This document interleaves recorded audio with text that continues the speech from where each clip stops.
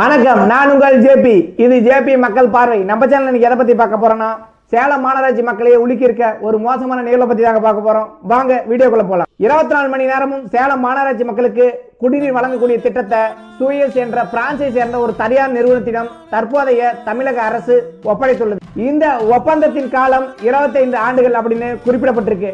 இந்த ஒப்பந்தத்தின் தொகை சுமார் 4500 கோடி ரூபாய். முதல் 5 ஆண்டுகள் உள்கட்டமைப்பு பணிகளை செய்வதாகவும் அடுத்த 20 ஆண்டுகள் பொதுமக்களுக்கு குடிநீர் வழங்கக்கூடிய திட்டத்தை அமல்படுத்தப்படுவதாகவும் இந்த நிறுவனம் அறிவித்துள்ளது.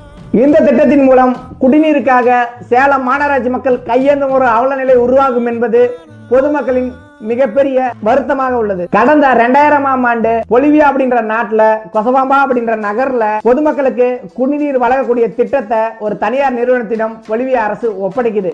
இந்த ஒப்பந்தத்தின் மூலமாக அந்த நகர்ல குடிநீர் வடி கிடுகிடுவென உயருது. இதனால அந்த பொதுமக்கள் தாங்கள் சம்பாதிக்கும் தொகையில ஒரு பெரும்பகுதியை குடிநீருக்காகவே செலவு பண்ண வேண்டிய ஒரு அவல நிலைக்கு தள்ளப்பட்டாங்க. அதனால அந்த மக்கள் ரோட்ல இறங்கி போராட்டத்தில் ஈடுபட்டாங்க. அதுல காவல்துறைக்கும் பொதுமக்களுக்கும் நடந்த மோதல்ல பலர் படுகாயமடைந்தனர். ஒரு இளைஞர் உயிரிழந்தார்.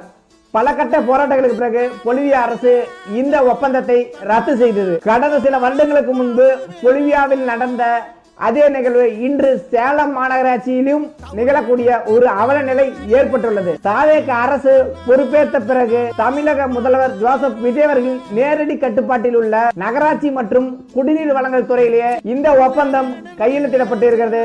மிகவும் வருத்தமளிக்கூடிய ஒரு செயலா இருக்கு. ஒரு சாமானியனின் வாழ்க்கையில குடிநீருக்காக கையேந்தக்கூடிய ஒரு அவல நிலை உருவாயிருச்சுன்னா அவன் இந்த நாட்டுல வாழ்றதுக்கே தகுதியற்றவனாக தீர்மானிக்கப்படுறான் அப்படிங்கிறது பொதுமக்கள் மற்றும் தன் ஆர்வலர்களோட கருத்தா இருக்கு. இந்த விஷயத்தை சேலம் மாநகராட்சி மக்கள் செவிசாய்த்து கேட்கவில்லை அப்படின்னா தண்ணீருக்காக கையேந்தக்கூடிய ஒரு அவல நிலை உருவாயிரும். இந்த திட்டத்தை தமிழக அரசு கைவிடும் வரை சேலம் மாநகராட்சி மக்கள் ஒன்று கூடி போராடுவோம். குடிநீர் மக்களின் அடிப்படை உரிமை. குடிநீருக்காக கையேந்த விடுவதா தாவேக அரசின் பெருமை? சிந்திப்போம், செயல்படுவோம்.